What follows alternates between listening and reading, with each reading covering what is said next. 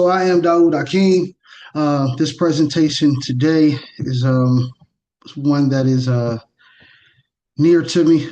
I will. I don't know if y'all need to see me, but I'm going to share my screen. If y'all want to see me, just let me know. But I'll just play. Um, so as you see on your screen now, it says Sabbath stewardship and the law of release.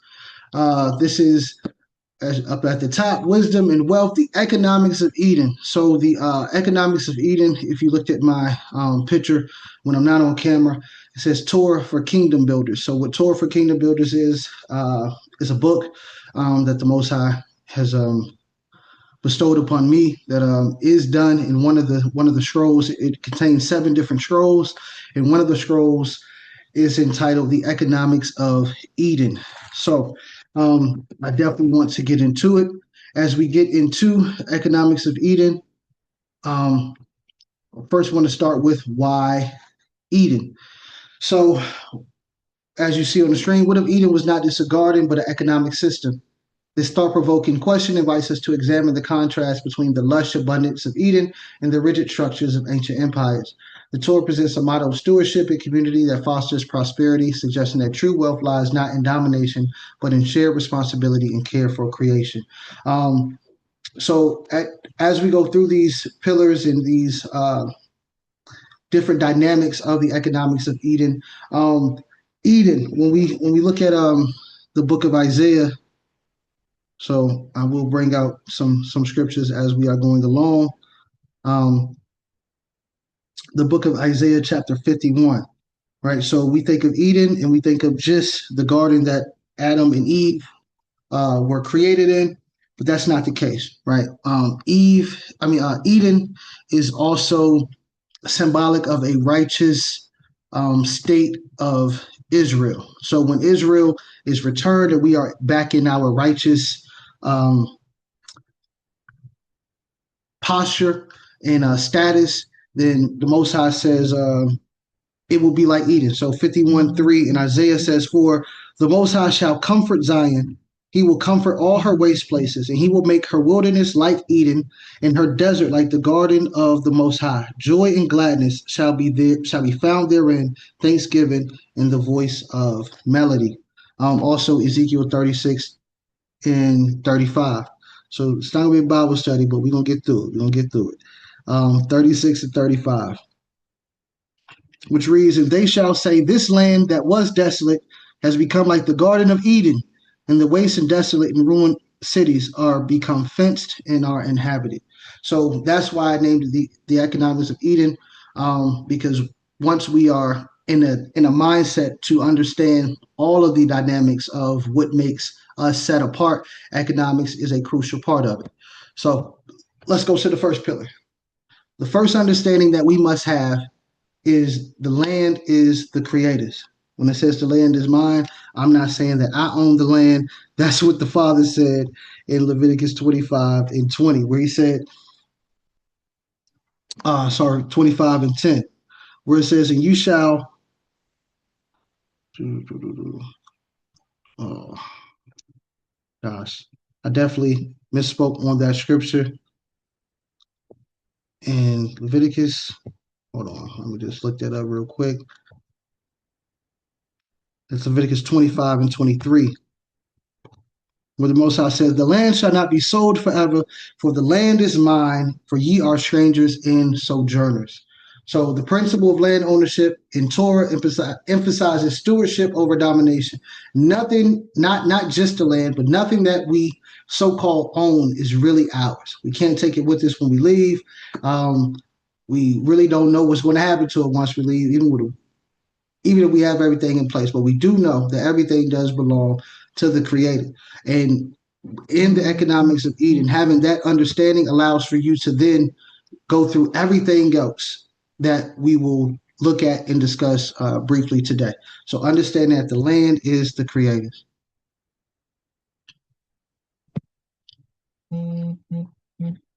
Second, so as we're going through the economics of Eden, right, and if you were to read, you'll understand that we are what the Most High said that we will be. Yes, Kaku, and either you are a stranger or sojourner. You are not an owner. You are not a landowner to the Creator. You are either a stranger or a sojourner. Um, so when we look at Eden and we look at who we are, right, we see that our system is completely set apart. One of the aspects that make up that makes our system different from any other system in the world is current or ancient is the Jubilee. So for those who don't know what the Jubilee is, that was 25:10. And ye shall hallow the 50th year, this is Leviticus 25:10, and proclaim liberty throughout all the land. Unto all the inhabitants thereof, it shall be a jubilee unto you, and you shall return every man unto his possession, and you shall return every man unto his family. So if you don't know the full dynamic of the Jubilee, as you read on the screen, right, is a transformative concept. Every 50 years, land is returned to its original owners, debts are canceled, and individuals regain their freedom. So if they sold themselves or if they were a bond servant and they were of the nation, they would be freed. This cycle promotes community solidarity and prevents wealth from concentrating in the hands of a few, ensuring a fair and just system where everyone can thrive. Imagine if we were doing this system now, when we currently have generation to generation passing down debt that seems that is insurmountable, right? But in our system, in the economics of Eden, in the economics of the Creator, every 50 years, it's a complete reset for the nation. So whatever past mistakes you made financially and things of that nature, it doesn't interfere with the next generation, and depending on how long you live, it doesn't even interfere with you. The Jubilee is essential to making sure that we understand that one, everything belongs to the Creator, and that every mistake that we have made can be forgiven and can be overcome, especially in the economic sphere. The next pillar is the Ma'aser codes. Quick question before y'all look at the screen. How many tides are there? Does anybody know how many tides there are? Don't look at the screen. 3. Mikael, did you know that before you read this? Yes, sir. Okay. All right. Well, I'm glad. See, I love participation. So can you help explain the three tides in the Ma'aser codes? Ma'aser just means tenths. Okay, the way I understood it, I'm still not looking at trying to understand this. The way I understood it, that there was a tithe. The way we did it was there was a tithe for getting to the Moedim. Then there was a Hmm. tithe for our expenses for the Moedim, and then there is a we call it a charitable. Every done every third year on the third year. Hmm. So those are the three ties that I knew of. So, but Okay. I haven't really looked at this. Yes, sir. Yes, sir. So our brother Mikael definitely is on point. So there are three different tides in there: Maaser Rishon, Maaser Sheni, and Maaser Ani. So Maaser Rishon is the first tide. So that's the one that we typically think about when people say tithes and offering, right? The one that goes to the Levitical priests because they did not have an inheritance with the people. So every year a tenth of your increase, right, would go to making sure that they are taken care of so they can do the spiritual system to make sure that we are in right standing with the Creator. That's the first tide. The second tide, Ma'aser Sheni, as the brother said, is the one for you. Did anybody else know that you had a tide that you were supposed to set aside for yourself? Most people don't. I know y'all probably ain't close to y'all phone, so y'all can't talk to me. But most people don't know that the second tide is the one where you would make sure that you set things apart in order to make it to the feast. You can find that in Deuteronomy, I'm sorry, Deuteronomy 14:22 through 27, as well as well, that's where you find it at. And I want to read from the because we are on Wealth and Wednesday. I do want to read from one of the wisdom books, Ecclesiastes 5:19, where it says, "Every man." No. Oh yeah. Every man also to whom Elohim or the Most High have given riches and wealth, and have given him power to eat thereof, and to take his portion, and to rejoice in his labor. This is the gift of the Most High.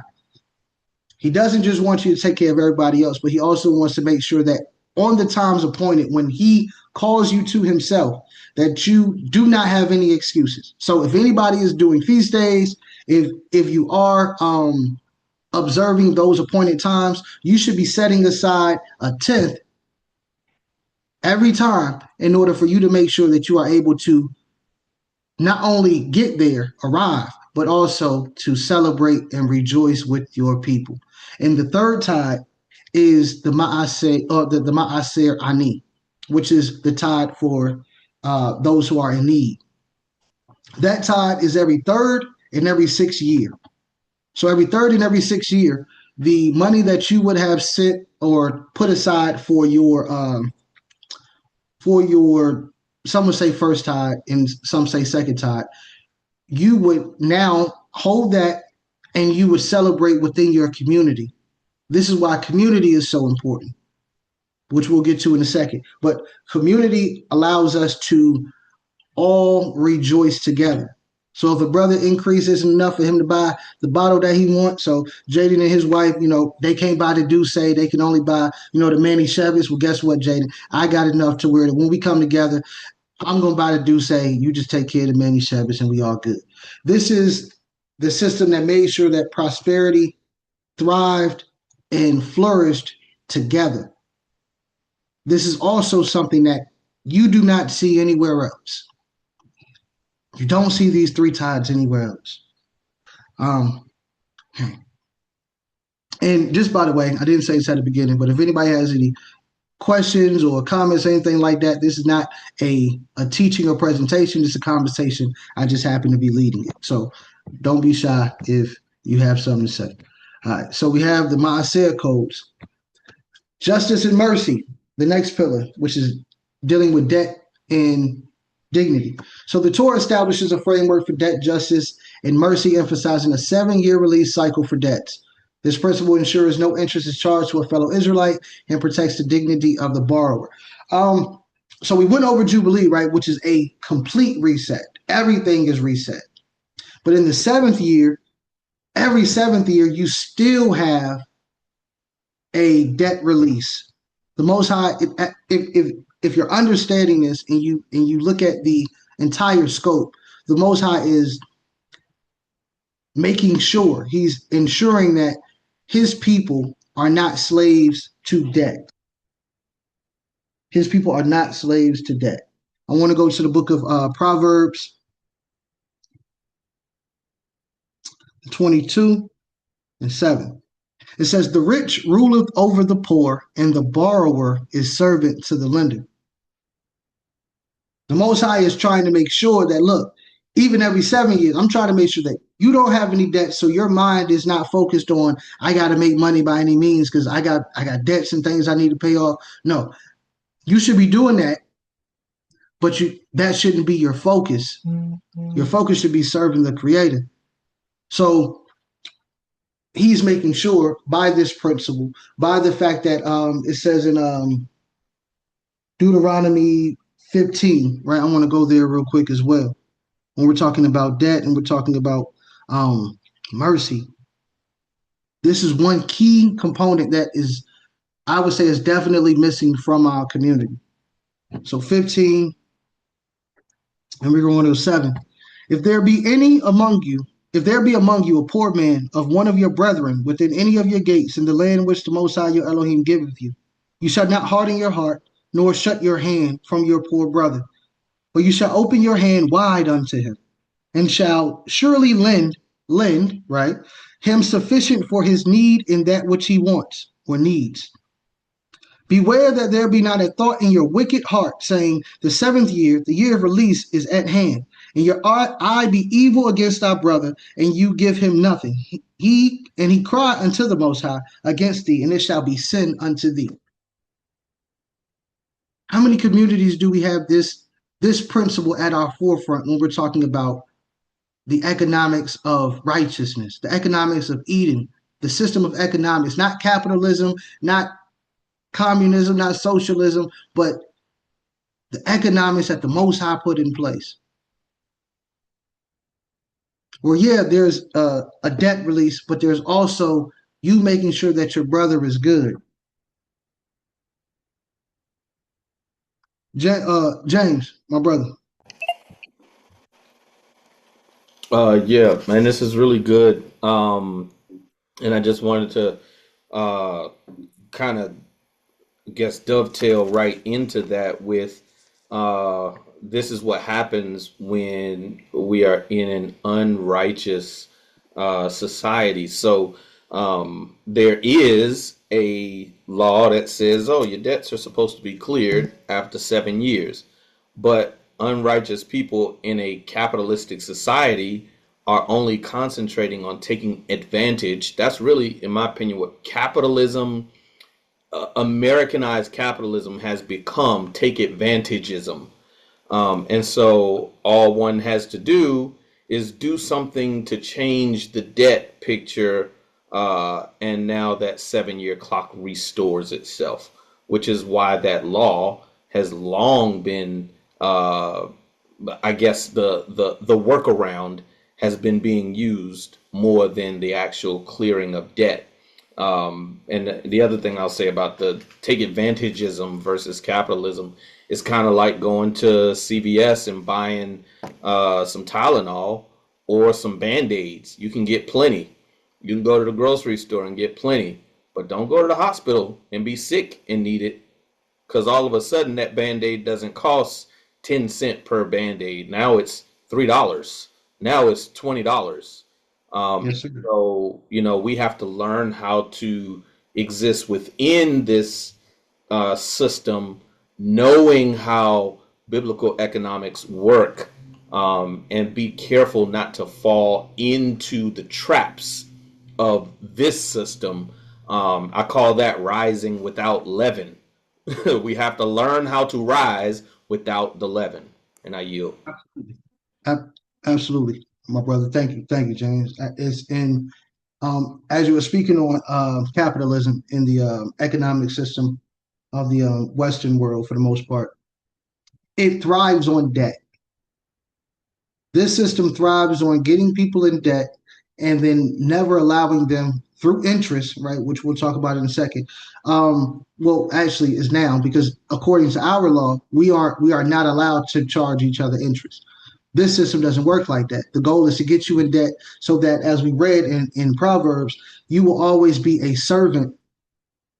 You will always be indebted, and you will never be able to get out of it. The Most High didn't want that because He said that you are my servants, right? So economically, we know that that's one of the major components or essential pillars of life is having the ability to provide with and to receive the tool, which is money, in order to provide what you need in order to live.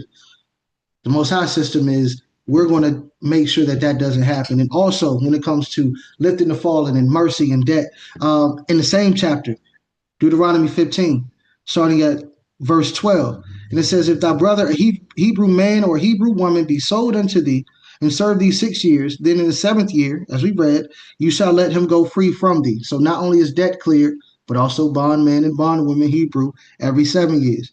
And when you send him out free from you, you shall not let him go away empty. You shall furnish him liberally out of your flock and out of your floor and out of thy wine press and of that wherewith the Most High your Elohim have blessed you, you shall give unto him. So when you see your brother and you've known him, right? Because this is communal, right? We're talking about communal or national economics. You see your brother and he down bad, so on and so forth. We read where not only do you open your hand to him, but let's say he like, look, you got a business. Yosef, look, just make sure we good. I will come and work for you for 6 years. No sweat. I just need, to get on my feet. After the seventh year, when you let him go free, you're supposed to make sure he's in a better position than when he came in. Why? Because the Most High increased you while he was there. So you are to give him some of the increase so that he can start over, and now from learning from you, he'll be able to, hopefully, most high willing, do what he needs to do to not be in that position again. Instead of kicking him when he's down, instead of removing yourself from your brother, you are supposed to have your hand in his hand and move forward.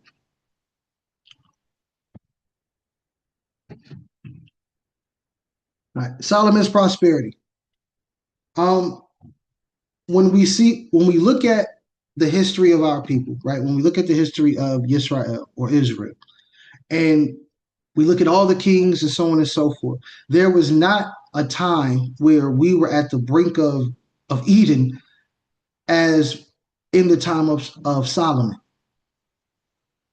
Solomon's time period was, as his name speaks to, a very peaceful and prosperous time. We had no enemies, internal nor external. Everybody was at peace. It said gold was as copper, and I think silver was as iron. Everybody was eating. Everybody was doing what they needed to do. We were flourishing and thriving as a nation, so much so that the world, as we read in the text, came to get wisdom from Solomon, wealth and wisdom, right? They came to get wisdom from Solomon and to witness the wealth of the people. What kind of system do you guys have that everybody is Gucci? Everybody is good. What kind of system is this? Well, we have a system where there's tithes for 3 different components, 3 different aspects of life. We give tithes. We have a jubilee to make sure that mistakes of one generation don't affect the next generation. We have a 7-year release where people who have had to sell themselves due to economic hardship, they had to sell themselves, that they are able to get what they need if they just need a loan. We're all with a loan with no interest, by the way. And if not, and they sold themselves unto me and they worked for me as a brother, I made sure that he wasn't treated like a servant, but as a brother. And when he left, I gave him more than what he needed. This is the principle of the economics of Eden. There's a term that I want to discuss. So Eden's invitation, we can stop sharing now. There's a term I want to discuss, which is well, let me ask y'all. Do you guys know of a system where you can get interest-free loans?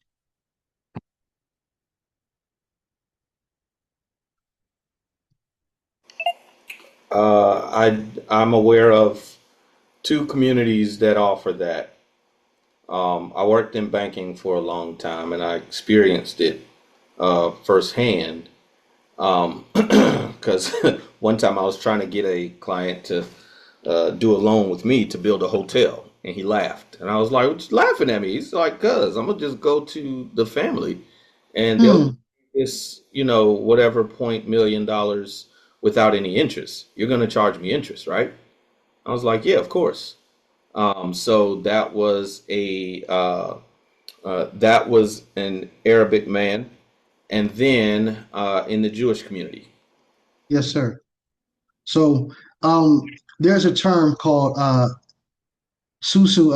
Yes, Kakun. So susu, for those who don't know, is a West Indian or Caribbean um, fund where the family pitches in, and every week somebody gets the totality of that, right? So absolutely. So there's a word called gamak, which is a acronym or shortened version of Gimulet Kasadim, which is acts of loving kindness.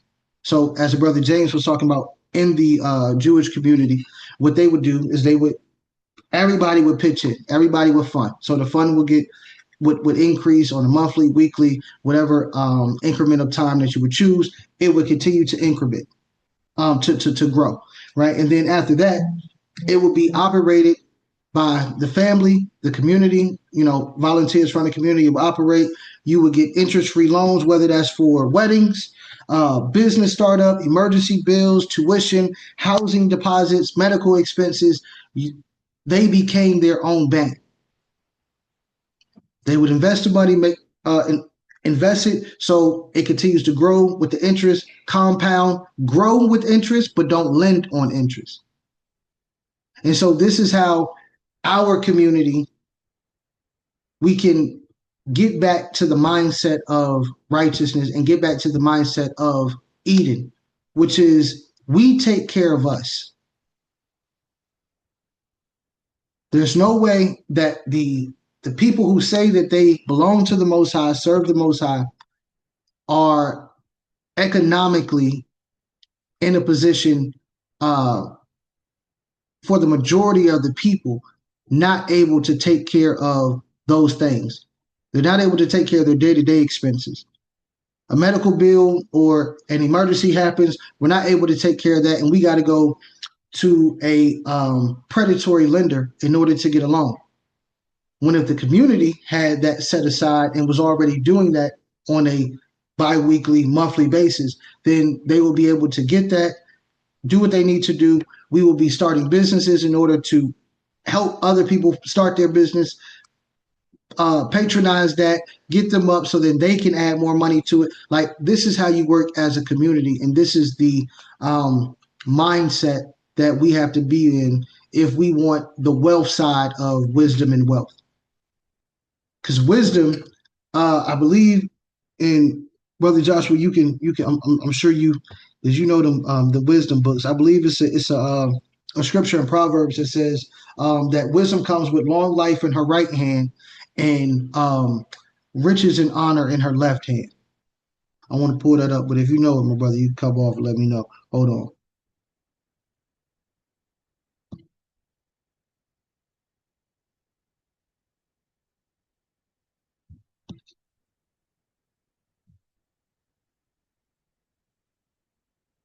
Hold on. Let me see. 3:16, Proverbs 3:16. And then I'm wrapping it up. So this is talking about wisdom. I'm going to start at 15. She is more precious than rubies, and all the things you can desire are not to be compared unto her. Length of days is in her right hand, and in her left hand are riches and honor.